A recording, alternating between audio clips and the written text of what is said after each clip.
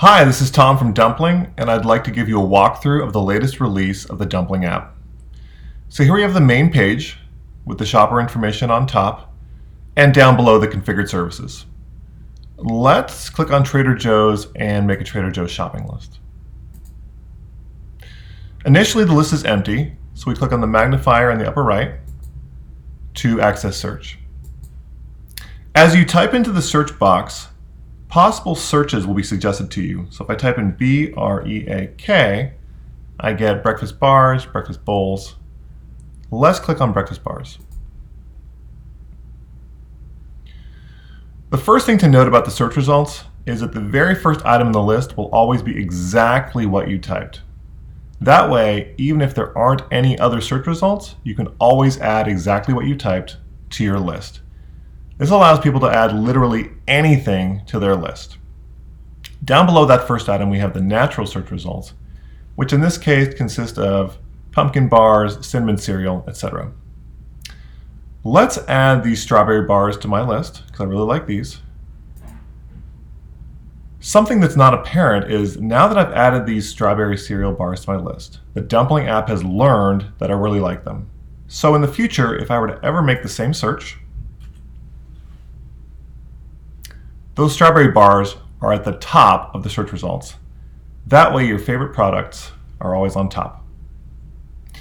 Let's do another search. Let's search for kale. I love this bagged kale. I'm a huge fan of kale chips. And let's get some of this peel off. Let's do one more search for burrito. And let's add these breakfast burritos to the list. So in the upper right, we see in the list icon, I've got 6 items on my list. And if I click on the list icon, I'm back to my list view where I see everything. On list view, I can do things like change the count of an item by clicking on count. I can add a note to an item. I can delete an item I don't want, like this peel off. And I can also mark items as save for later. This moves them to a totally different section of the list, in the saved and past items portion, which is distinct from the items to deliver. One of the really cool features of this list is it allows you to share it with people. So in the lower left, if you click the share icon, you can type in somebody's phone number and hit invite, and they'll get a text message with a link to the app. And when they download the app, they will have the same list. So let's try that right now. This is a totally separate account. Again, we have the same shopper on top, configure services below, and if I click on Trader Joe's, you'll notice we have the exact same list. Now these lists are kept dynamically in sync. So for instance, if I change the count on the right, it's updated on the left. If I add a note on the left,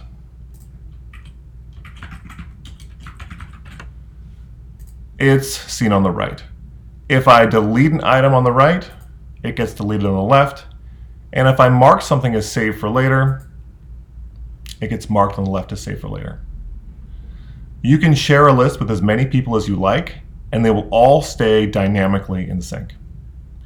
Let's go through the rest of the ordering process. So in the bottom, we have the delivery button, and we have our usual delivery options. Let's change the tip to 30%, and let's look at the summary. Let's make this a test order, and let's place the order.